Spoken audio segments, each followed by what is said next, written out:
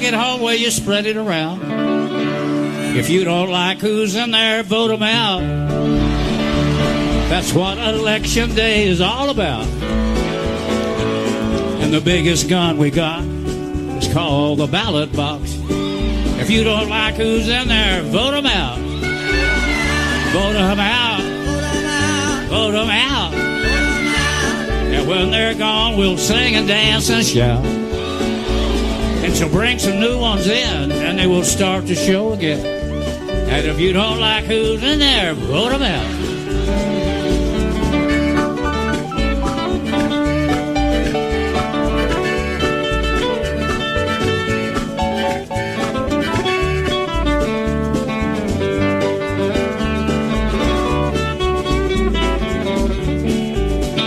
This is special programming from WBRN Radio and on the Boston Red Network. Amy Klobuchar in Milwaukee with the Fox News Town Hall. We'll work on this a little bit here, but we were looking around in several newspapers. A headline in the Star Tribune is a Minneapolis, Minnesota paper. Senator Amy Klobuchar defends progressive credentials in Fox News Town Hall. If we go to the New York Times, on Fox News, Amy Klobuchar makes her case to the left and to the right. Very interesting dichotomy that the Times has. This is by Lisa Lura. Senator Amy Klobuchar of Minnesota defended her presidential candidacy as one that can appeal to both moderate liberal voters, calling herself a proven progressive and casting her record as one of bipartisan accomplishments. Appearing on Fox News Wednesday evening for a town hall event in Milwaukee, Ms. Klobuchar described herself as Heartland Amy, an experienced pragmatist who could win over independent voters if elected, work with Republicans to break gridlock in Washington. But when asked whether the Democratic Party's liberal wing should support her, she insisted that they should, while offering perhaps a subtle dig at more far-reaching politics being backed by her rivals on the left. Progressives should support me, she said. The last time I checked, if you want to be a progressive and support progressives, then you are supposed to make progress. Well, no doubt about that. One does have to make progress, and the article goes on to say, while she is hardly a conservative, Klobuchar has distinguished herself in the campaign by breaking from the new liberal orthodoxy that has dominated the primary. She does not favor Medicare for all, preferring a more gradual approach, what she calls the Green New Deal aspirational, and she has said that the country cannot afford to fund free tuition for students at public colleges and universities. But on Fox, what she actually said there was that she is in favor of 2-year community or technical colleges, basically following the model in the very red state of Tennessee this time and various others. At one time, California for one, New York had free education, or almost free education, at public colleges in New York City and all over the state of California at their community colleges there, and of course tuitions were much less. She backs legalize marijuana, and she'd leave it to individual states, not a federal program. On William Barr, she backed a recommendation by the Judiciary Committee to hold him in contempt for failing to turn over Mueller's unredacted report about whether the Trump campaign conspired with Russia. She declined to answer whether Barr should face jail time. Well, As a former prosecutor, Amy knows that he would not get jail time. They don't put Justice Department officials in jail, but they do reserve that at times for journalists, particularly judges put them in. I've not known Congress to put anyone in, but contempt of Congress, yes, during the McCarthy days, many citizens went to jail rather than testify. He should come before the committee, she said. I think you're going to see a lot of pushback and subpoenas. I think this administration has to take it seriously. Senator Klobuchar, the evening was an opportunity to reach a broad audience, build support before the beyond the Democratic base, since she started a campaign in February. In the snow and in the cold, she struggled to break the 5% in early primary states. Biden, Joe Lunchbox Biden, Joe Middle Class, or whatever they called him tonight, was busy in California courting rich donors. So he had something else to say. And they brought out also that the so-called Rust Belt cost Hillary Clinton the presidential election. Klobuchar said there was plenty of time for her to build support and dismiss concern raised by some Democratic voters that electing a female nominee would be too risky in the general election. Well, I support the opinion that it would not be too risky there. As we stated last year in 2016, a woman could have been elected president of the United States. The problem was Hillary Rodham Clinton was not the woman. That was the problem, period. And even in all the turmoil and voter suppression, campaign malpractice, she came very, very close. Had she carried Pennsylvania, Michigan, Wisconsin, she could have won the thing, particularly with the electoral votes from Pennsylvania. And it was very close there. It was a circumference of about 80,000 vote difference there. But this year it is different here. They go on to point out in the Times article, several Democrats will come on board there, but these Democrats are even struggling there. Tim Ryan, he's going nowhere. He's trying to run for vice president. Julian Castro, basically the same thing. A little pencil neck from South Bend. Buttigieg,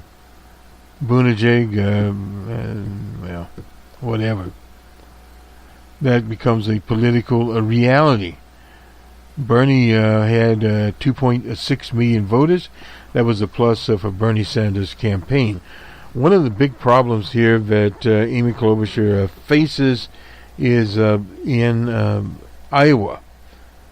The Iowa caucuses there, when you're from a neighboring state, I can think now Barack Obama coming from Illinois, you can parlay Iowa into a very good situation, even though right-wing, what was her name, Michelle Bachmann did well there in a straw poll, coming out of Minnesota, but she had originally was from Iowa.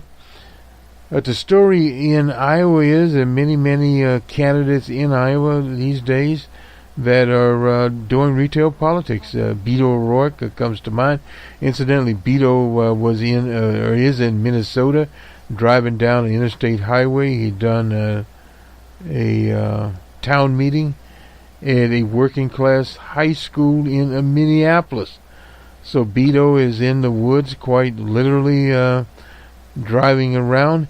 And that's the difference this year. You have all these candidates out there, very articulate person in Beto O'Rourke, but overall, watching the performance tonight in Milwaukee, Amy Klobuchar did very well.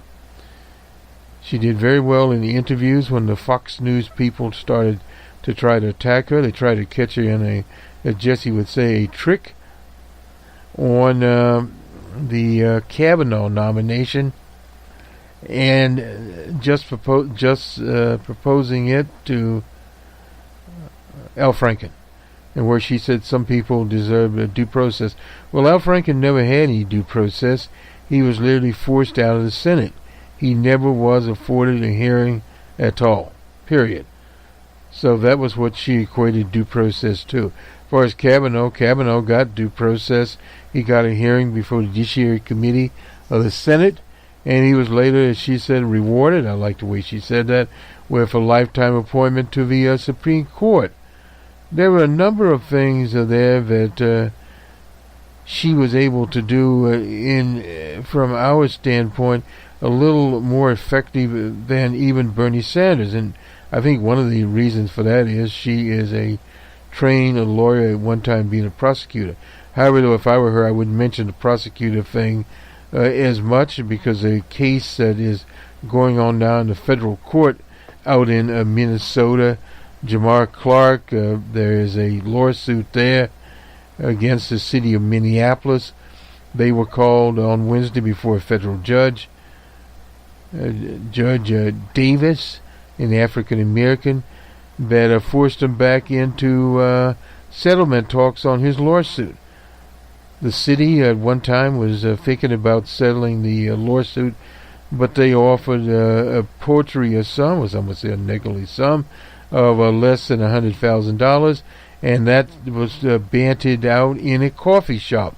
Totally disrespectful for the process.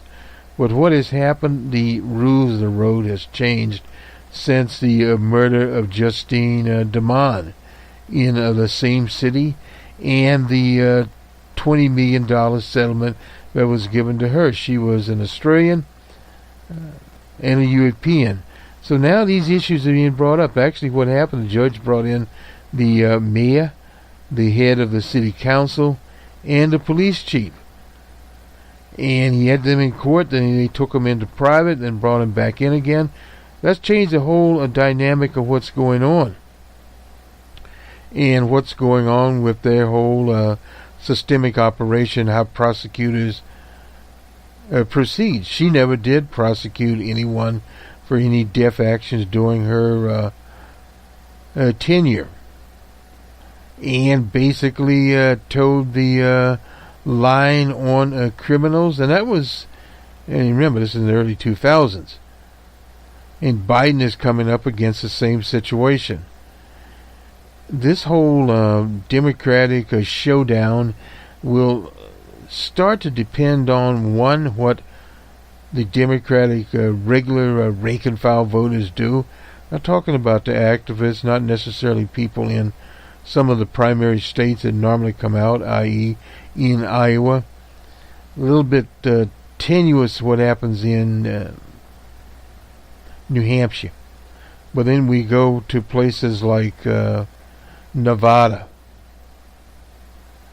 Hillary Clinton was able to steal Nevada from Bernie Sanders. And then on to South Carolina, that Democratic Party there is a party dominated by followers of O.J. Simpson. And then you start going to Super Tuesday. You'll hear from Kamala Harris in California. She'll do well there.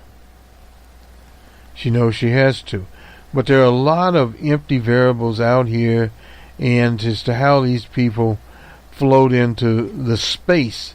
We'll call it the Biden space. Not exactly the Biden space, but you have some of those candidates are there. You have Kamala Harris, another prosecutor out of Oakland, and a former state's attorney in general in California.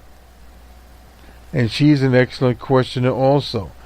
One of the highlights there, they asked about Kavanaugh, and she basically, as she always does, talk about her father's problem with alcohol, and she asked Kavanaugh blank, had he ever blacked out or passed out or whatever, and he basically said no, and asked her, and what she said was, like she had to do with her father, she took the keys away from him. In other words, she shut him down. A very bold move there that showed she could be as tough as anyone else. There's no doubt about that. In a working class state, she's polled 60-70% of the vote. No matter what the Republicans threw at her, did not throw at her. in an ordinary year that you didn't have as many candidates, she would even do better. But with Biden in there, at least occupying the space for now, it'd be interesting to see how she does. Now, Biden is in a tenuous position because he is attacking the other candidates, the progressive candidates, and all of this is going to depend on what they turn out. With Beto O'Rourke driving up and down interstate highways in Minnesota, in Iowa, and these places where Joe Biden is not going, doesn't have time to go to, he's working Beverly Hills. Well, that's the same pattern that the Clinton campaign followed. Jamel Bowie had an interesting article here. I don't know if I have it now or not to bring up, but let me just go a little, and we have Amy Klobuchar coming up here. A Democratic socialist agenda is appealing. No wonder Trump attacks it. This is by Dr. Stiglitz. And I won't go into all this, but he was a Nobel Prize winner in 2001, teaches at the University of California. For much of the spring, DJ Trump has made a big deal out of Alexandria Ocasio-Cortez, and Bernie Sanders called themselves Democratic Socialists. He links them to Venezuela, but no one in the U.S. is advocating a government takeover mines or oil fields. Not even Ocasio-Cortez, nor Sanders, nor anyone else. Well, these are social democrats. I prefer another name. This is Dr. Stiglitz talking here. Progressive capitalism. Well, yeah, I guess you could call it that. Reformist capitalism. For many quarters, people have talked about it. Amongst Democratic Socialists, probably slightly to the right of center of European Social Democrats 40 years ago under Francois Mitterrand. He disavowed classic socialism as they privatized, and that was unfortunate. That was in France. And France has been going further and further to the right ever since. My generation sometimes forgets that the Cold War ended 30 years ago with the fall of the Berlin Wall. Millenniums respond to the label Democratic Socialists in a pragmatic way. They say if it means ensuring a decent life for all, they are all for it. No doubt about it. A key component of Democratic Socialist agenda is a democracy. Well, democracy is a much bandied about word, period. Is more than having elections every 4 years. It includes a system of checks and balances, ensures that no one, not even the president, is unbridled. Well, that kind of fell apart. Whatever it's called, an appealing combination. No wonder the president spends so much time issuing insults against it. Insults against it really doesn't work out very much. We'll go very quickly to E.J. Dionne here. He's writing also in the Washington Post. The battle over impeachment, Trump and the GOP had fired the first shot. Our nation does not have to face a constitutional crisis, but we are barreling towards one at breakneck speed. The House should not have to move quickly towards impeachment, but it now has little choice. And let's be clear, the primary mover in all this, who is perfectly happy to wreck our institution to save his own selfish interests, is one DJ Trump, known otherwise as the occupier.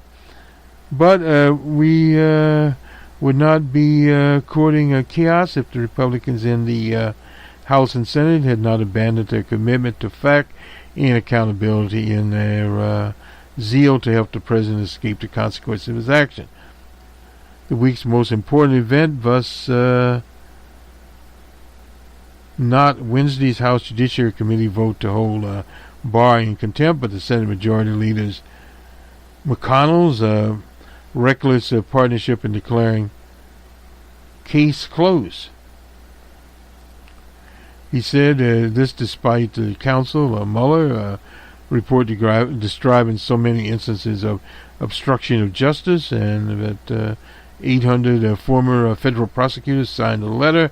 We talked about this in the last episode. The report also details 140 contacts with Russian nationals. Well, mistake EJ is doing here, linking the WikiLeaks with them. Anyway,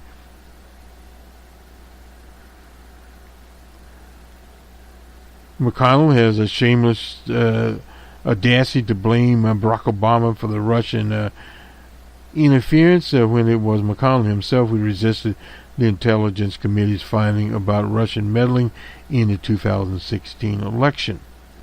There are Republicans who purport to care about more than Trump's well-being and comfort, with McConnell clearly all in on the president's twisting of the law and floating of Congress's legitimate authority. Republican senators who claim to care about the Constitution need to speak up. They should do now, not after they have had weeks or months to put their fingers in the wind, or some would say in the dike. Whether they are Senators Gardner, Collin, Mitt Romney, Sousa, Martha McSally, Joni Ernest, Tillis, or any four of them could join the Democrats, Senate Democrats, to begin building a coalition for accountability. You notice that EJ doesn't say a coalition for impeachment. Anyway, come with a new word for that. It should be astonishing that the Republicans want to investigate FBI officials. A goal pressed during judiciary debate Jim Jordan of Ohio, a right-winger, for daring to do their job, investigating the Trump's campaign potential Russian ties. A waste of time. When Republicans cheer on Trump's campaign to block Congress access to witnesses and documents, House Democrats have few and fewer options short of impeachment to establish the rule of law still exists. Nancy Pelosi has been hoping for a more decorous process. Ideally, the House would hold hearings and increase public awareness about the charges against DJ without rushing to the issue whether the president should be removed. Well, they don't really have to rush to the end. You see, this is the big problem with the impeachment process. If they do their job, do their due diligence, have hearings, issue subpoenas, and just simply wait. It's a waiting process. And eventually the log jam will, as they say, rise to the point that it will be a dike in a dam, and the dam itself will crush. Now there's Adam Schiff here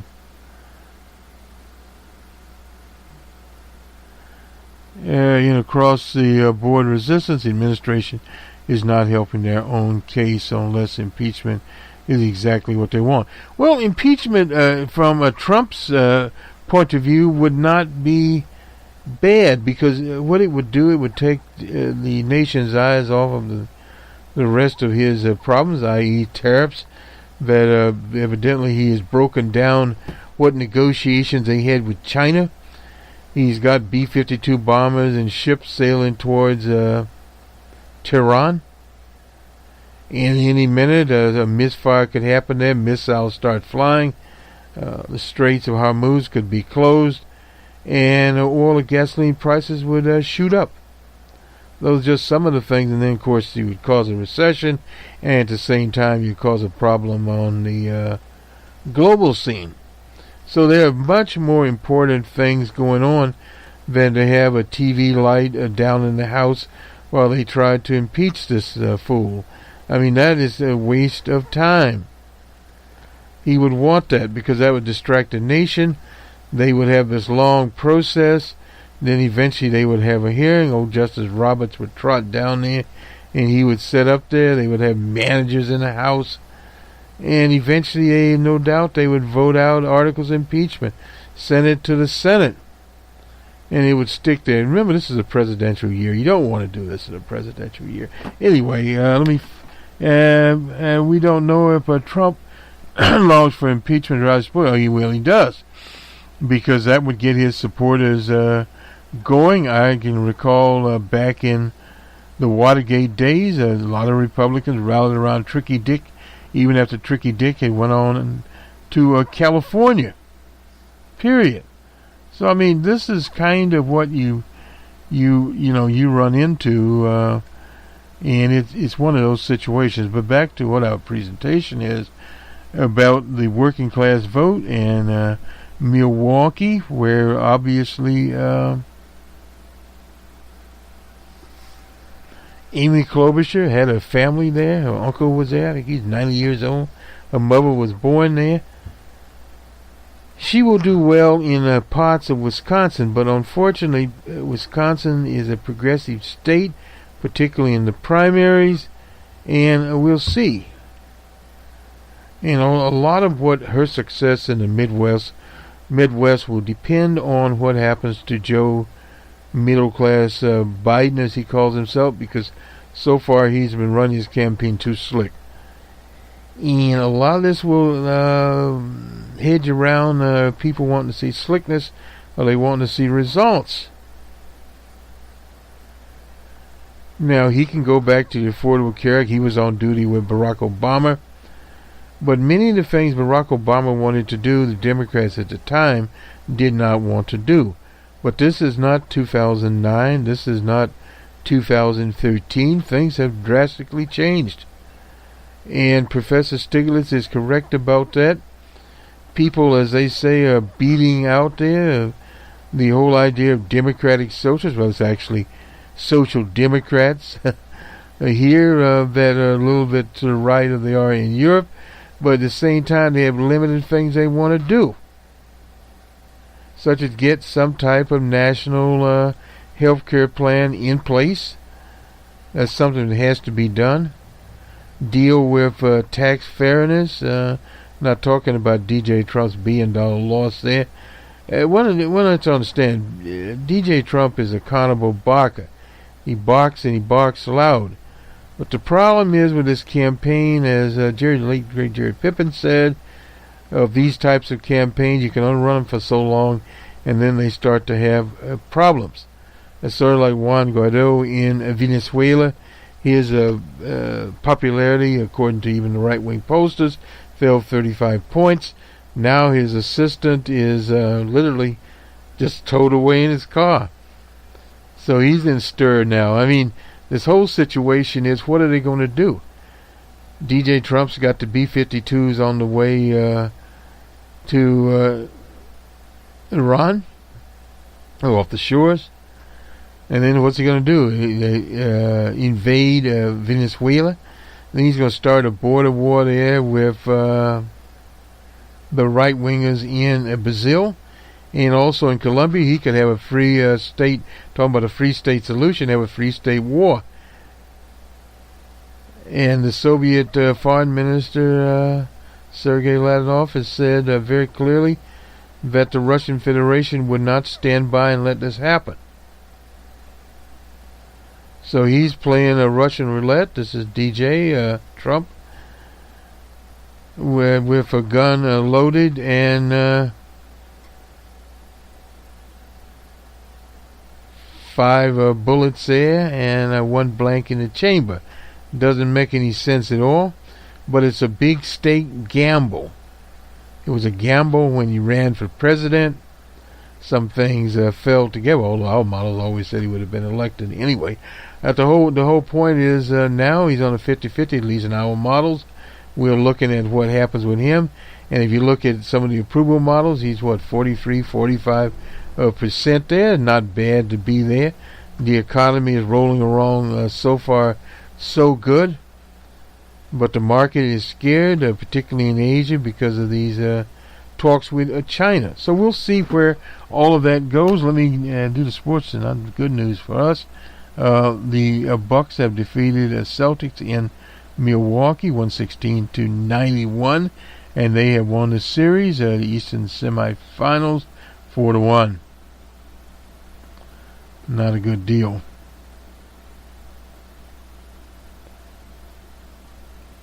And let me see, what else do we have here? Well, at this time it's 23 after the hour on the 9th. Anyway, the Rockets, the Warriors ahead by 70-69. And this is in the, third quarter. We've got a while to go there. We're not going to get that game in. We'll see if we can get in the baseball scores. And we'll have to lead sports, I think, basically where it is. We still have some games going on here. Dodgers ahead 5-4, and they're in the top of the 7th. I'll have to tune into that game out in Los Angeles. Oakland and the Reds are tied up 4-4. The Rangers in 9-6 over the Pirates. 13 the D-backs 3-2 over the Rays in Florida. The Nationals and Brewers. The Brewers won that game 7-3. The Phillies beat the Cardinals 5-0.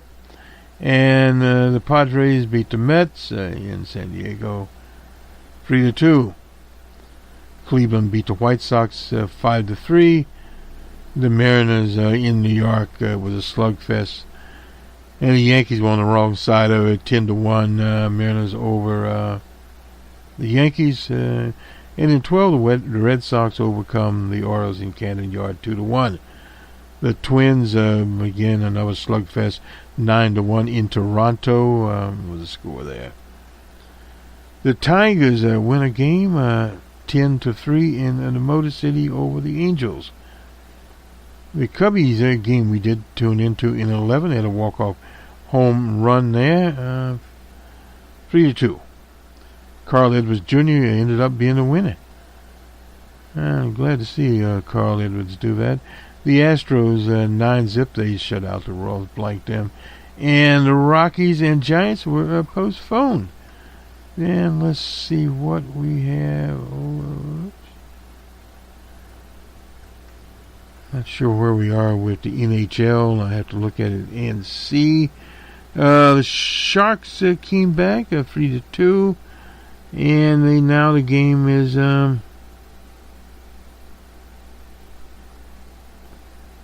they lead the Avalanche by 3 games to 2, and the score happened to be 3-2. That was the final in the National Hockey League.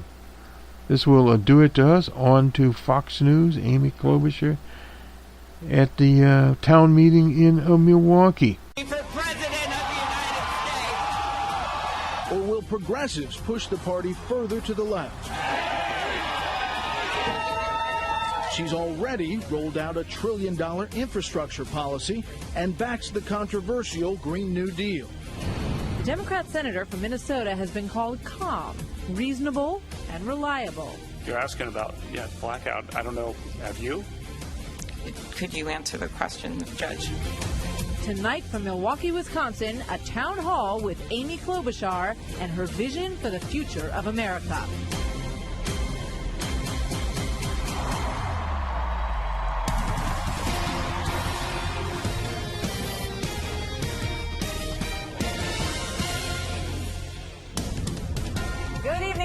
From downtown Milwaukee, Wisconsin, and welcome to the Fox News Town Hall with Minnesota Senator Amy Klobuchar. I am... And I'm Brett Baer. And Martha McCall. You couldn't even hear the introduction. We'll get to the questions with Senator Klobuchar in just a moment. But first, we are coming to you live tonight from the Grain Exchange, an old Chamber of Commerce building where an enormous amount of wheat was bought and sold during the late 18 and early 1900s. This city was once the largest exporter of wheat in the world. How about that? Gorgeous building. It is a beautiful, beautiful Midwestern building, and Wisconsin, of course, has become a power player on the political stage after voting for Barack Obama in big numbers. The Buckeye State turned red, electing Donald Trump by less than 1%. Hillary Clinton was famously absent. She avoided the state altogether in the 2016 campaign, which proved to not be such a great idea. So that is one of the reasons we are here. Senator Amy Klobuchar is hoping to swing the state back blue as she gets to set off against 21 other Democrats currently vying for her party's nomination. Ladies and gentlemen, please welcome Senator Amy Klobuchar.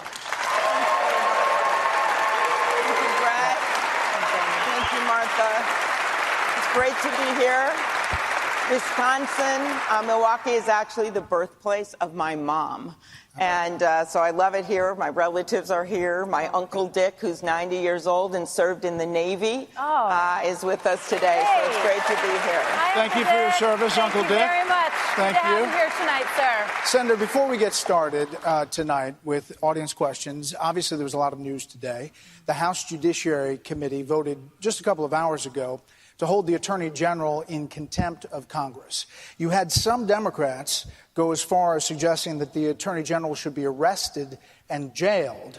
Do you agree, first of all, that the Attorney General was in contempt of Congress? Yes. The Attorney General is the people's lawyer. The Attorney General is the Attorney General of the United States of America, and he should be showing up and answering questions. He came before the Senate Judiciary Committee. I got to ask him questions. I didn't get all the answers I wanted, and I think he had every right to expect that he should be called before the House and he should answer their questions. But do you think he should go to jail? I think that he should come before the House. I think you're going to see a lot of pushback and subpoenas, and I think that this administration has to take this seriously. A foreign country invaded our election. They didn't use a missile or they didn't use a tank, but they used computers and they hacked in. We can't let that happen again. That's why we want the Attorney General to answer questions and why we want the former director of the FBI, Director Mueller, to come before the Congress and tell us what happened.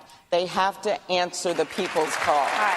So Senator Klobuchar, some people look at this contempt proceeding and they say, there were times when Eric Holder was also held in contempt, would not turn over any of the documents that Congress requested of him. The IRS, the same situation under the Obama administration. So why are Democrats reacting in such a strong way when they didn't seem to have a problem with those two situations? Well, you now have hundreds and hundreds of former U.S. attorneys and law enforcement people from across the country, including Republican ones, who have said that this report is real, that there is evidence, the 10 points about obstruction of justice. And I think this is a pretty serious thing when it comes to a foreign country. We want to get answers. The president should be held accountable, and that's what this is about. But by the way, as we know, being in the heartland here, that doesn't mean that we can't do two things at once, and that is push for an economic agenda for the people of this country while making sure that we have someone in the White House, which is why I'm running for president, that will obey the law and tell the truth. I think that's a minimum we should expect. But we don't want to dwell on the president. Mueller report because we don't see you doing it on the campaign trail or answering questions a lot about it. So let's move forward. All right, let's move to our audience questions. And the first one tonight comes from Matthew Amen. Hi, Matthew. Hi, thank you. Thank you, Senator Klobuchar, for being here in the Midwest with Middle America. We appreciate it. Oh, it's great to be here. And it's also fun to be here on Fox. It feels a little bit like being a Viking fan on Lambeau Field. But I'm ready to go, so, I knew you'd have one. Thank you. So my question for you is, how do you plan to keep the economy booming? How do I plan to keep? I didn't hear the last part. How do you plan to keep the current economy booming and continuing to grow? Good question. I think you all know, especially in Wisconsin and in the Midwest, we were hit by that downturn, right? And things were really bad.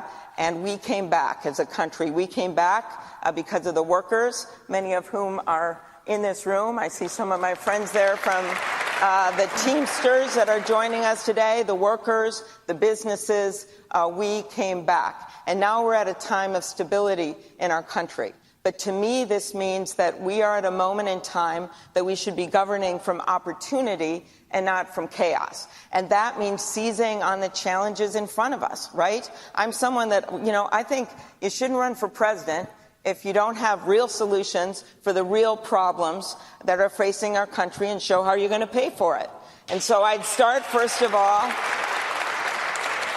with making sure that we have a workforce that works with our economy. And that means a lot of people aren't sharing in the prosperity that we've seen here. And while there are jobs out there, we know that, it's become harder and harder for people to afford health care, right? So you have to be able to afford health care to keep going to work. You have to have roads and bridges and rail that work so you can go to a job. So when I look at how we keep our economy strong. It's taking on those challenges, like making sure we have people trained for the jobs we have tomorrow as well as today. It means making sure that we do something about immigration reform, which is a big part of our country. It means making sure that we address racial injustices so that everyone has an opportunity to compete in this country. It means making sure that we are a country that takes on the challenge of climate change. These are all things that are before us that this president hasn't been grappling with. And I am someone that looks people in the eye and tells them the truth and gets things done. And I think that's what we need in our nation, and that's what we need to move our economy Senator, forward. let me follow up. And I've heard you use that phrase, that obviously you don't like how the president runs this administration. You've called it chaotic. If you look at just the numbers, and there's a graphic we'll put up on the screen here, okay. The GDP since President Trump took office going up significantly. You have unemployment rate going down to historic numbers. Consumer confidence up big. Average hourly earnings up big. That's since the president took office. What do you say to people, voters in this state, who look at those numbers and say, you know what, I can handle that chaos? Well, what I say to them is you go out there and you talk to real people, and they tell you they are not sharing in this prosperity. There are some people that have done really well, Brett. There is no doubt about it. But there are a lot of people that they still can't afford their prescription drugs, because while this president promised to do something about it, he put a plan out, and all that happened was that the pharmaceutical prices went up for their stocks, not the drugs went down. And so what we need to do is to actually do something about it. And I've got a lot of ideas here, including allowing Medicare to negotiate lower prices for prescription drugs, also making sure that we stop pharma companies from paying generics to keep their products off the market. There is so much we can be doing. And it's about responding to people's concerns instead of passing a tax bill that leaves the young people in this room saddled with $1 trillion in debt. But Senator, let me ask you how you seize on this. Let me ask you about the policies, because one of the things that President Trump has done was the tax reform bill. I know you said you'd like to see an increase in those taxes, the corporate taxes in particular, back up to 25%. A lot of deregulation, and companies say that's what allowed them to grow, that's what allowed them to hire a lot of new workers. So are you concerned that if you dial those things back, you're going to put the brakes on the economy? I'm not. And first of all, you've got to look at the trajectory we've been on since the downturn. This all didn't just happen when Donald Trump got elected. This started a few years ago when we got on a better track, and it happened because of some incredible businesses, including ones that we have right here in Wisconsin, like Harley-Davidson, right? A homegrown Wisconsin product. Workers that did their jobs. So that's the beginning. And it's a trajectory we've been on for a while. You don't think President Trump had anything to do with it's accelerated? I go to the tax bill, though. Sure. So here's my concern. There are some things in that bill that I would keep. But when you look at what happened with that corporate tax rate, I would have brought it down, but not to 21%. Every point that it went down was $100 billion off of our economy, out of your pockets, $100 billion. And so that's why I think that bill was tilted too far to help the wealthy. I don't know how many people in this room have money stored over in the Bahamas. Could you raise your hand? Okay, well, just not many. And so none. And so to me, the answer is what they did there was it added $150 billion in debt because of the way they did those taxes. So what I want to have is an economy that works for everyone. I would have brought that corporate tax rate down some, but not to where they brought it. And I still think our businesses would be strong. What they want to make sure they have, our businesses, is customers and consumers that can buy stuff. And they're not going to be able to buy stuff, average people, if they don't have the money in their pocket to do it. That is how our economy works. I mean, you understand this is a big part of this race, how Democrats are going to make the case to voters that you need to get off this track, even though the track is going pretty well. If you look at the Washington Post, they just said a lot of people individually saw tax cuts. You know, there was a myth, a fact check. They did see them individually. So that's part of this race. As I said, right? I think for the middle class, And for people, there were parts of that bill that I would keep in place. But I'm telling you, we're not going to be able to keep on this track with this kind of debt and not doing anything about our infrastructure and not doing anything about helping people when they need it. And that's why I just put out a policy to finally do something in this country about addiction and mental illness. When 5 out of people in our country are having issues, you have to help people where they are. And people come up to me all the time and say, I don't know where to go. I don't know where to go. I've worked my whole life, but I can't help my kid go to college. Or I'm struggling in my family because there's addiction. So when you are at a time of prosperity in a country, or at least I will say stability, you have to make sure it works for everyone. That has what made America great. Let's go to another audience question. This one from Benjamin. Benjamin, there you are. All right. Welcome to the Badger State. Thank you. Thank you. Thank you, Benjamin, from the Gopher State. We're the only states that love rodents for our name. So go ahead. So many paint you as a moderate, citing your hesitation to endorse progressive policies like Medicare for All and free public college. But regardless of whether or not these policies are politically feasible in your opinion, do you ideologically support them? And I guess, why should progressives support you? Thank you. Progressives should support me because I am a proven progressive. The last time I checked, if you want to be a progressive and support progressives, then you're supposed to make progress, all right? And that is what I have done.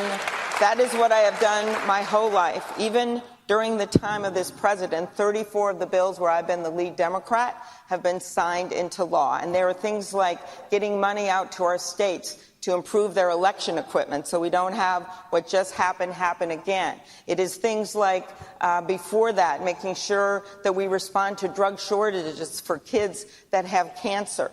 It is actually also making sure we could build a bridge from Minnesota to Wisconsin, okay? Those are real accomplishments. And that's what I think we need to do. And in terms of those big goals, to me, how do you get to those goals? Well, one goal is universal health care. We all share that, right? Everyone in this country should see health care not as a privilege, but a right. And the way I think you get there, is to build on the Affordable Care Act. Build on the Affordable Care Act. This is something that the president is trying to repeal right now. His Justice Department last week, in the middle of all that news and that Barr hearing, what happened? They filed a legal brief in the Fifth Circuit, and that means the state of Texas, which would have repealed and is trying to repeal the entire Affordable Care Act. This isn't just about people that get health care off the exchanges. This is about all of you. If you have a pre-existing condition, any kind of health condition, you could get kicked off your insurance if, in fact, this repeal takes place. So I would protect those provisions. I would build on them with a public option, which means Medicare or Medicaid, to bring down the costs. This is something President Obama wanted to do from the beginning. And I would take on the pharmaceutical companies, because they may think they own Washington with their 2 lobbyists for every member of Congress, but they don't own me. We are going to move forward here and take a look at a piece that is about the Wisconsin economy, the impact of the economy on the last election, and the fact that the Badger State, of course, was where we are tonight. The Badger State is going to be very central to 2020 as well. Let's watch this. It's the state Hillary Clinton forgot in 2016. Wisconsin, the great state of Wisconsin. And President Trump's been reminding her of that mistake ever since. We went to Wisconsin, hadn't been one in many, many years. She decided not to go. Thank you very much, Hillary. Clinton did not make a single stop in Wisconsin during the 2016 race, partly because the last time the state went for a Republican was in 1984.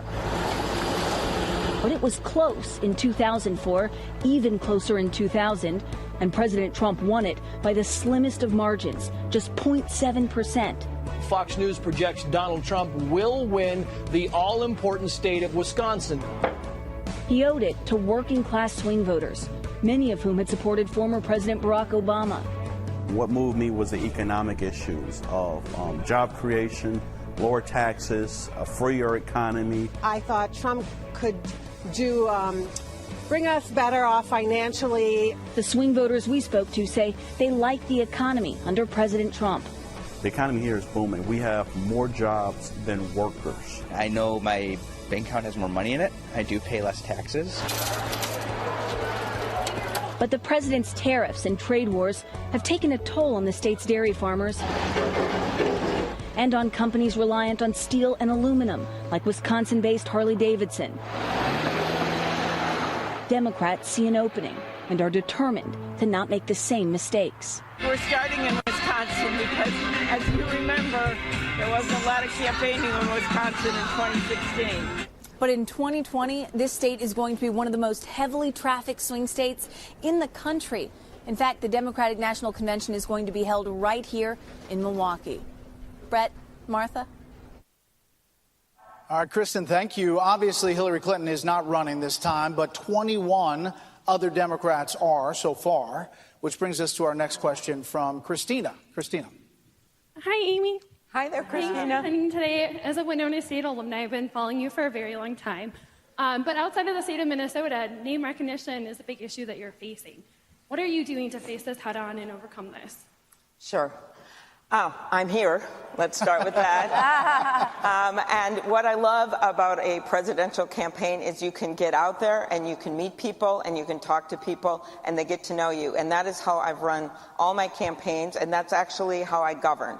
I go not just where it is comfortable, but where it's uncomfortable. And when I look back, I'd like to note for the record, first of all, I think that Hillary Clinton would have been a very good president. Okay, so let's start with that. Secondly, I do think, as we look in last few years, in some of the national campaigns, that the Midwest got forgotten. My husband is here, and he is one of 6 boys, and he grew up actually, for the first years of his life, they were in a trailer home, and they would get to go on one vacation every summer, and they'd load the boys into the station wagon, and his mom is a great mom, and she'd always want to make sure they didn't want to leave one behind, so they'd make them count off when they got in that car, so they didn't leave a boy behind at the gas station. And we are not going to leave, with me in the lead, we're not leaving the Midwest behind at the gas station. Okay, so let's start with that. And that is because I think it is critical, which is one of the reasons I'm here today, to talk about the entire country. I think it's important to run on an optimistic economic agenda. And if you think that doesn't work in Wisconsin, I have 4 words for you. Former Governor Scott Walker, okay? Because that is what your new governor did. That is what Tammy Baldwin has done, your great senator, running on things that matter to the people of Wisconsin. And yes, Donald Trump, in the 2016 election, and he continues to do it, tries to take you down every single rabbit hole every day. He tweets out mean things in the morning. That's what he does. And I think it's important to keep on track. Sometimes you respond to him and hold your ground. When he took on my friend Senator McCain 8 months after he died, yeah, you respond. Sometimes you ignore him, and sometimes, if you haven't noticed, you use a little humor. Like when he called me Snow Woman at my announcement in the middle of that thing, I wrote back on Twitter, I'd like to see how your hair would fare in a blizzard, Mr. Senator, you know, Joe Biden is essentially running in the same lane as you, as a more moderate Democrat. Joe Biden, in the average of recent polls, is beating you 39-1. Okay. So how do you beat Joe Biden? Well, this is going to be a long campaign, and we're all going to be able to make our cases. And when you look at presidents that have won, you look at where they came from, they have all overcome incredible odds. Do you think that anyone thought a peanut farmer from Georgia was going to become the president? He was like at 1% for a long, long time. He became president. A governor from Arkansas, or how about someone with the name Barack Obama? I don't think people thought he was going to win. And if I would use that philosophy in my life, if I thought to myself, oh, well, everyone that discounted me, that I'm not going to be able to do it, I would never be where I am today. When I When our daughter was born and she was really sick and I got kicked out of the hospital in 24 hours, I went to the legislature, and this was before a lot of these laws passed, just as a mom, and I went to the legislature when no one thought I could do it, and passed one of the first laws in the country guaranteeing new moms and their babies a 48-hour hospital stay. When I ran for prosecutor, no woman ever had that job. Ran for prosecutor of the biggest county in Minnesota. I did it, and against all odds, with a more well-funded opponent, I won. Then when I run for the U.S. Senate, we'd never had a woman in that job, and I went all over the state, again with less money, and I won that too. And when I got to the Senate, I thought, okay, maybe I got a little different background than some of these people. But I'm going to build trust with my colleagues on both sides of the aisle, and I'm going to get things done. So literally, if you discounted people that don't look like they have a chance, these people I just mentioned wouldn't have been president, and we would have never been where we are today. So yeah, I can win this. Thank you, Senator. All right, let's go back to the audience for another question. This question is from Connor Mathias. Connor? Do you think early negative coverage of your campaign was sexist? You know, that is going to be for other people to decide. And I think you've just got to run your own race and make your case to the people of this country. There's going to be all kinds of coverage you don't like. And I don't think the world is always fair. And I'm sure I'll have time to say that at some point in my life. But right now, I think it's more important to talk about what I actually want to do. And we've mentioned a few of these things, but I did want to talk about one of the things that I didn't get into as much. And that is my policy to actually do something about addiction and mental health. And for me, this comes from the heart. My dad struggled with drinking the whole time I was growing up. He had 2 DWIs by the time I was in middle school. And when John and I were about to get married in the 90s, he got a 3rd one. And that time the laws had changed. And he faced jail or he faced treatment. And he, with our urging, with me telling him everything that happened in my life and taking the keys away from him when he was trying to drive when he shouldn't have, he picked treatment. And in his own words, he was pursued by grace. And I believe that every person in this country has that right to be pursued by grace if they've got problems with an addiction, whether it's opioids, whether it's meth that hits so many of our communities right now again, or whether they have a problem with mental illness. And that's why I put out a plan that's paid for.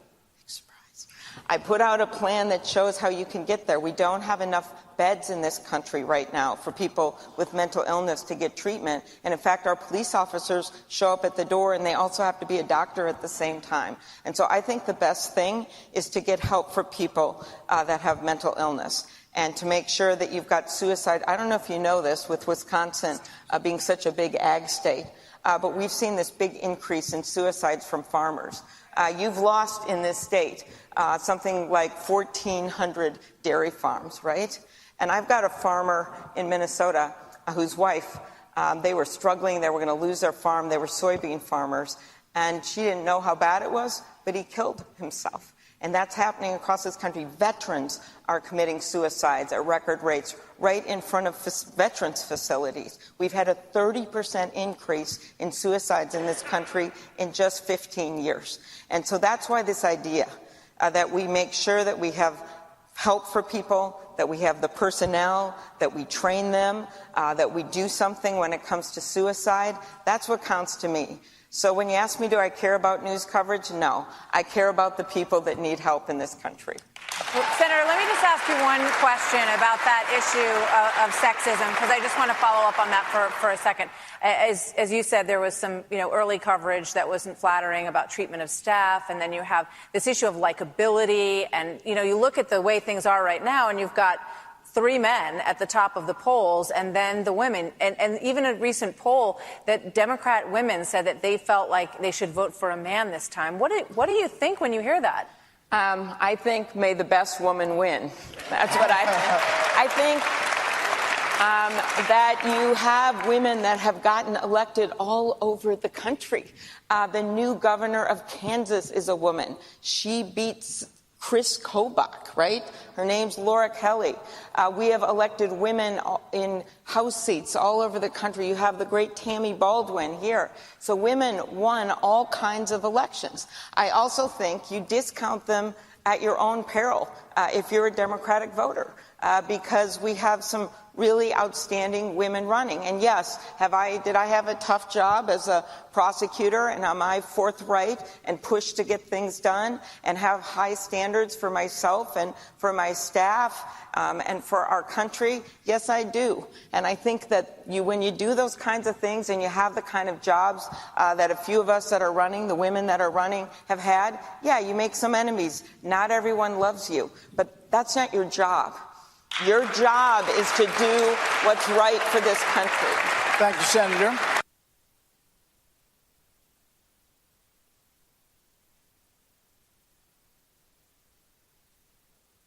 And when you look at it, it is a pattern, and that is different than having one incident. In her private life, she has made no secret of her father's struggle with alcoholism, saying it helped shape her as a person. A fact that became clear during this exchange with then Supreme Court nominee Judge Brett Kavanaugh. Was there ever a time when you drank so much that you couldn't remember what happened or part of what happened the night before? No, I remember what happened, and I think you've probably had beers, Senator. I have no drinking problem, Judge. Yeah, nor do I. Okay, thank you. Well, that was a look back at Senator Klobuchar's life and career in short. So with your time as a criminal prosecutor in mind, we have another question. Let's go to Meredith here in the audience.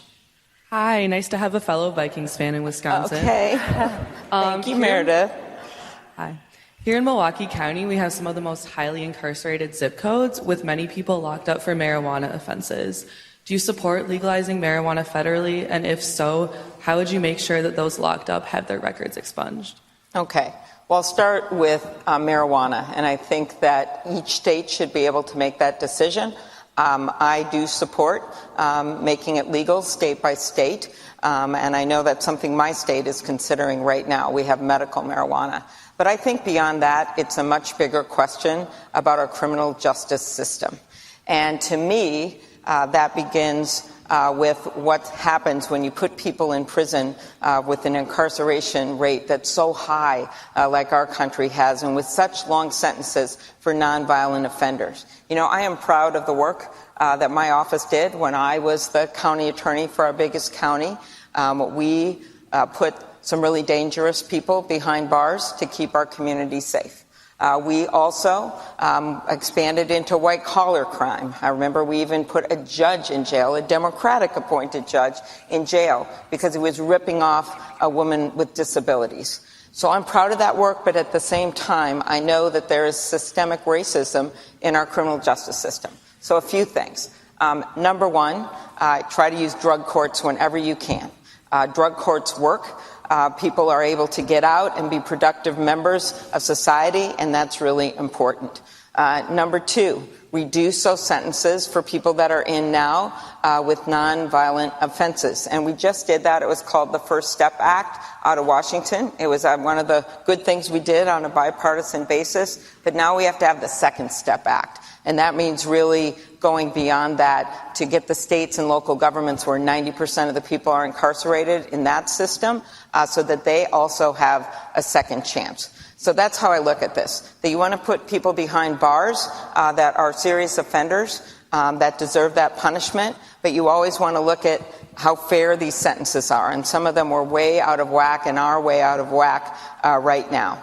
And then you can allow people to be productive members of our society. And that's what we need to do. It's fair for everyone, because for too many people, the justice system isn't just. Senator, what do you say to those who would look at your record back then and some of the things that you said about how tough you wanted to be on crime? And you said we must put dangerous criminals away, far from our homes, our streets, and our playgrounds. No crime is a small crime, and we must enforce the law down the line. So those laws have not changed, but it sounds like you have on that issue. No, I still believe you enforce the law, whether someone lives in a poor neighborhood or whether they live in the White House. I think you've got to make sure that the laws are upheld. But what I do think is that we need to be compassionate at the same time. And I have seen that you've got way too much bias in the system. And I thought it then. That's when I did a new form of eyewitness identification that we instituted, where you did it in a more fair way by, instead of just looking at a group of pictures, you would have the witness have to look at each picture at a time.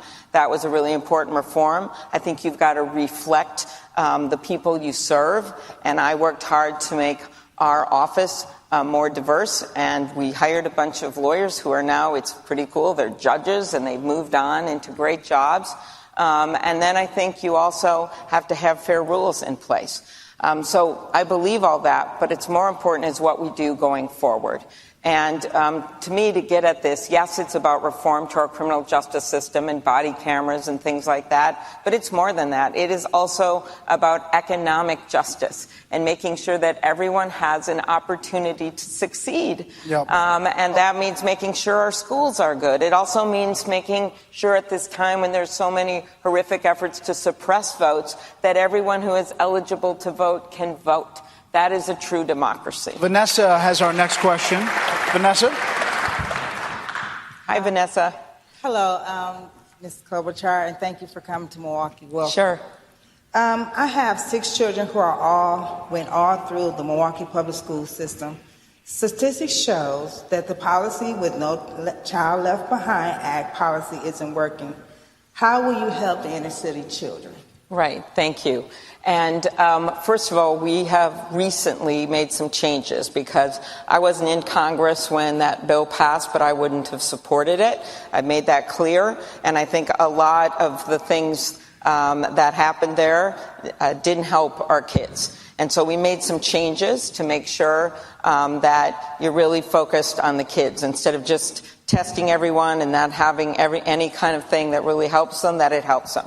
So the first thing I would do is support our public schools. My mom taught 2nd grade till she was 70 years old.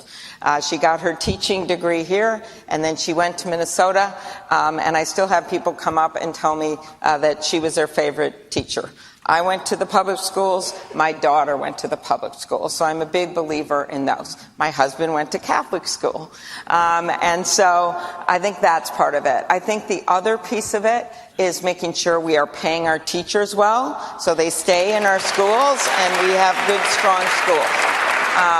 I also believe that you have to make sure that there are many paths to success in our country. And we have too many kids, as you know, that go off the grid, right? They just go off the grid.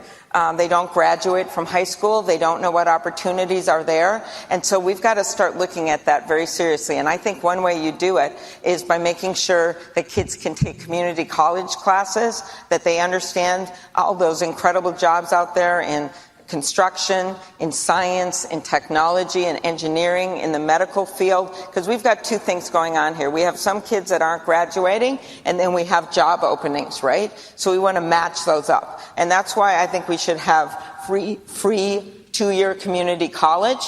I think that is really important if we want to get people in those jobs. And I think expanding Pell Grants, as you think of all your kids and you want them to be able to have this path to success, making sure that we make it so that it goes to more people in this country and that they're bigger grants. And by the way, how would I pay for that? Since I told you I'm going to tell you how I'm going to pay for stuff. There's something called the Buffett rule, where Warren Buffett said, okay, this doesn't seem fair. My secretary is actually paying a higher rate of taxes than I am, he said, right? Like a billionaire. So he said, that's not fair. So if you change that, you save, you ready for this? $124 billion. Okay, well, that's a lot of money, right? So you think of what that could do to help people refinance student loans, to help them go to school, to make things more fair for the people who don't have the opportunity or the economic justice. So that's where I'd start. Okay? All right, Senator, I have a question for you. When your fellow Minnesotan Al Franken faced sexual misconduct allegations, you did an interview with the Rolling Stone magazine, and you said for some of these things, there should be due process. And I felt like this was one of them. Why just for some of these situations? I think for all of these situations, you've got to have a process that works. And while there is a lot of focus, of course, on what famous people have done, and there's some really outrageous criminal things that have happened in this area, we want to make sure we are also protecting the nurse in the hospital, the worker on the factory floor. So that means really changing our workplaces in every place in America. And so I did feel that there should be due process, and I feel that everywhere. And one of the things that I'm proud of when you talk about being a progressive and being a proven progressive, just this last year, I led the bill with Senator Roy Blunt, a Republican of Missouri, and I led the bill to change the way the rules are in Congress.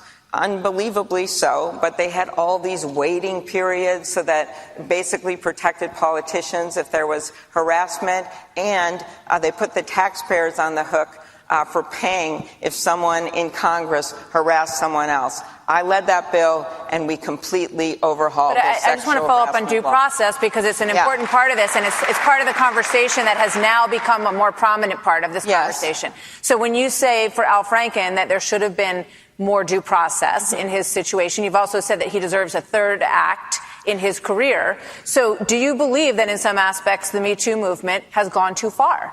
No, I think you look at things on a case-by-case basis. I don't think it's gone too far because I think we still have harassment going on in the workplaces. All I'm saying is one case isn't exactly like another, and for anyone that is accused of harassment, now you can edge over into criminal acts, which is a way different situation, rape, things like that. But when that happens, you just have to have a process in your workplace. So you figure out, you get the facts.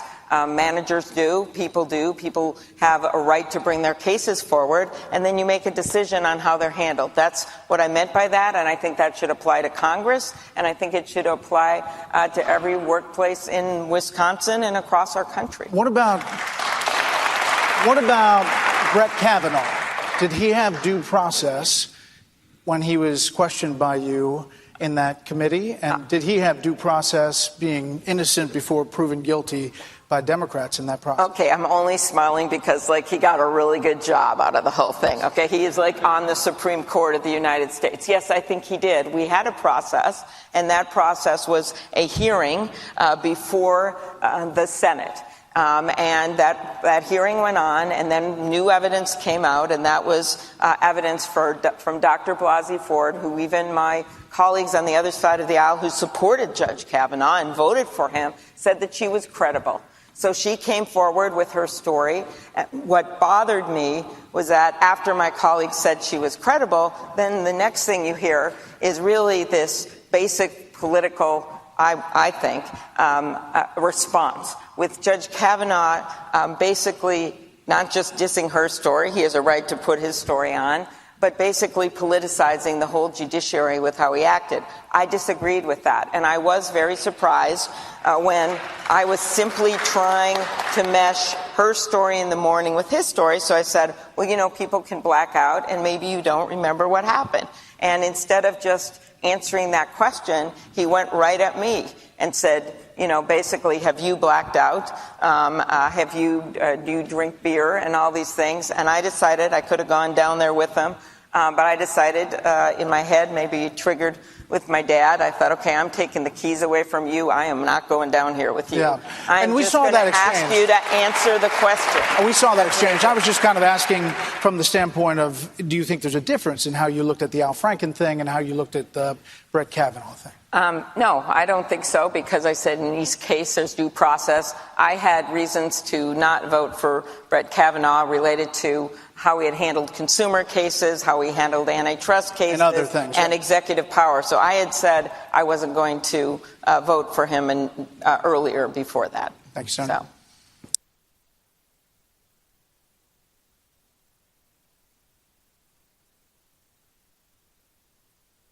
Katie Zitzer is joining us this evening. Hi, Katie. Hi. Thank you for being here, Senator, and thank you for being open to questions. Thanks, Katie. So I have a question about how you would specifically ensure the rights and safety of women pursuing reproductive health care services. Sure. And I think what you've seen recently, including a bill that just passed and was signed into law down in Georgia, which really restricted women's rights to pursue their health care. And this bothers me because I think women should have a right to make their own decisions, right, about their health care. And when you look at the assault we've seen from this White House on that, it is, well, here, let's take one example. So Planned Parenthood. In their lifetime, 1 of 5 women go there. And most of them are going there, right, for contraception, for birth control. They're going there for mammograms. They're going there for cancer screening. And yet, over and over again, this president has tried to cut that funding for Planned Parenthood. The other way you can look at it is what we talked about earlier, pre-existing conditions. So under the old rules, being a victim of domestic violence was actually a pre-existing condition. Can you believe that? So that meant you wouldn't be able to get on an insurance policy in 8 states because of the fact that you were a victim of domestic violence, and they thought, well, that means that you might have problems and we don't want to cover you. All of that changed. So I would look at this as 2 prongs, really 3. One is what you were just talking about, and that's women's reproductive rights. The second is making sure that you don't get kicked off your insurance for pre-existing conditions. And the third is economic, to make sure that women can pursue their dreams. And we need more women in science, technology, engineering, and math. We've got to make sure that women can afford childcare, right? Paid family leave, those kinds of things. And we need to make sure women have money for their retirement. Chris Coons and I, he's a senator from Delaware, we just put forward some legislation with this thing called UP Savings Account.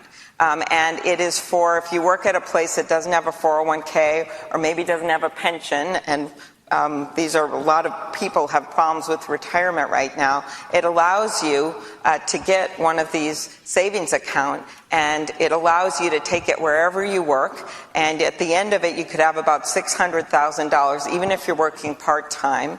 And one of the cool things about it is because so many people, 4 out of 10 Americans, don't even have the money to get an emergency bill. If you went there, 4 out of 10. You also could take up to $2,500 a year, just that amount. The rest you got to keep in there for savings if you have an emergency.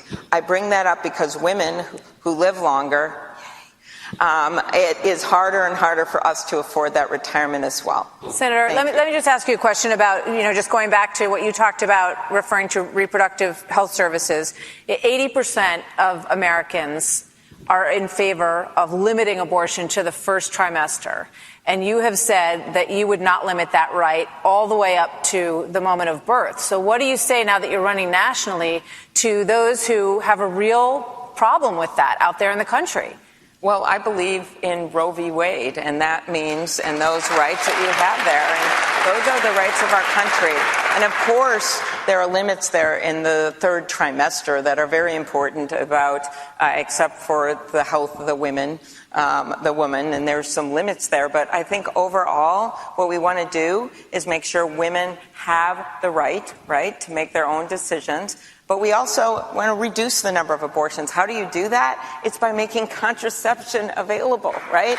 And when this president, and we have actually done that. We have brought down the number of abortions in this country by making birth control more available. And so when this president goes all out against Planned Parenthood, to me, that's a major problem. But what do you say to those people that you'll see on the campaign trail who will say, how can you be okay with that all the way up until the end? I mean, even pro-life Democrats. I think, first of all, I have many people that I know that are pro-life that have supported me.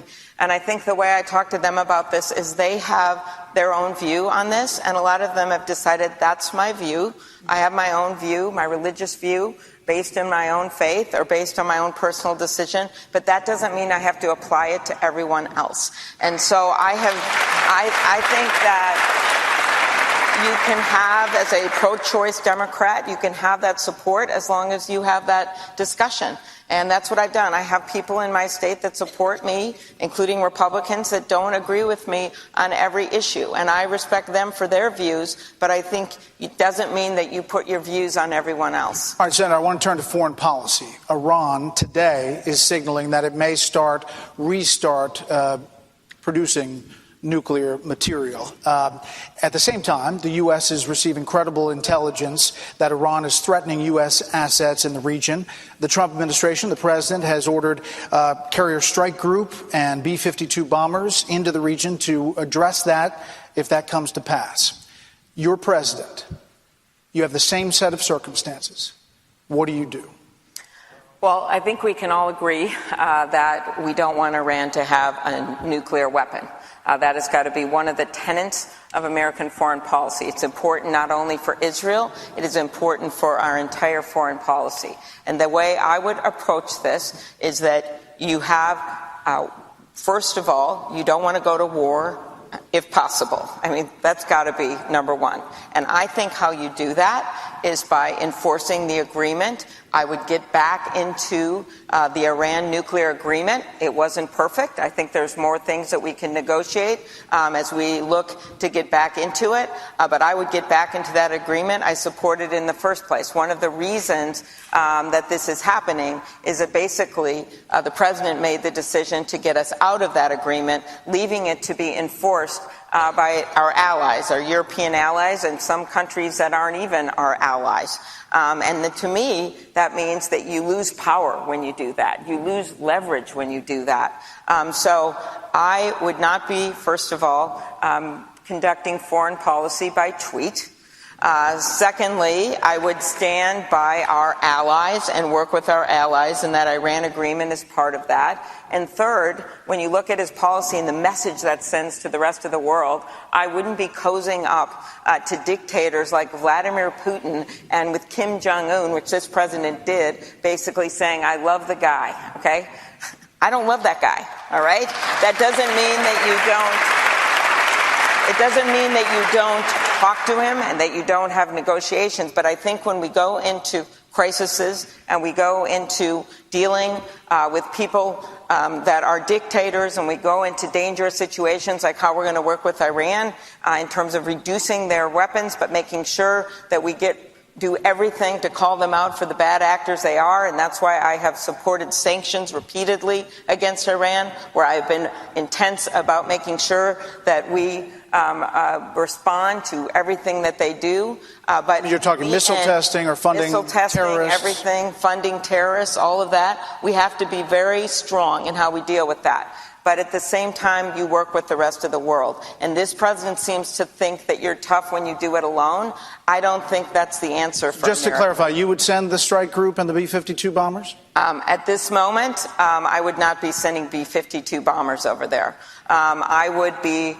First of all, I wouldn't have gone out of the agreement to begin with. And I think if that had happened, we wouldn't have been in the situation that we are. So what I would do is bring us back into that agreement. All right, Senator. All right, so we are going to do just a quick lightning round of questions before we finish here tonight. 15 seconds or less, if we can. So let's start with the Are you worried about filibustering? You are a senator. Yeah, there you are. Exactly, right? Okay, Joe Biden, on the campaign trail, and really before that, calls himself Middle-Class Joe. So, now it's your turn. What should your nickname be? Well, I guess I don't really have a nickname. I suppose it would be, if you want to go with that, Heartland Amy, but I like our campaign slogan, pretty good. Amy for America, which you can contact us at amyklobuchar.com. Wow, you slipped that in. Very nicely done, Senator. All right, so what about this one? Would you commit here tonight that if you get the nomination, you will pick a man as your running mate? Oh. I think we've heard a lot of the reverse, as you know. I understand that, but you have to pick the best person for the job, and that is the person that I would pick for the running mate. And you're going to be campaigning here in Wisconsin. You've said it 3 times, but just to make sure, in the fall, Packers versus Vikings? Don't be fooled by the green color here. I will be going with the Vikings. My dad once wrote a book called Will the Vikings Ever Win the Super Bowl? He wrote this a really long time ago, and sadly it is still relevant. It's still valid. Yes.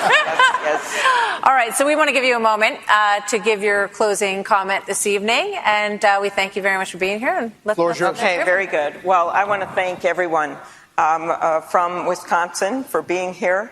I am someone, I think you can see this, that believes we need to move together as a country, that believes the heartland is very important to our country, that it's not just flyover land, right? That believes that if we're going to move forward as a country, we need to meet our challenges together. And I've laid out some of those, and I will repeat what I said at the beginning, that if you're going to run for president in this country, you have to have real solutions for real people's problems, and you have to be willing to pay for them and put it out there right there. I am a proven progressive. I have gotten things done. I'm not afraid of working across the aisle with Republicans and independents to do that, as long as we're doing it together and we're doing it for America. So I hope to have your support, and it's a long, long primary season, but I love being out there with people, so you're going to see me again. Thank you. Ladies and gentlemen, Senator Amy Klobuchar, thank you, Senator, for being here, and thank you to our audience here in Milwaukee. Thank you very much, everybody. This has been a great show, and the story you'll be back tomorrow night at 6 o'clock, and the story is starting up on the balcony right now, so stick around after the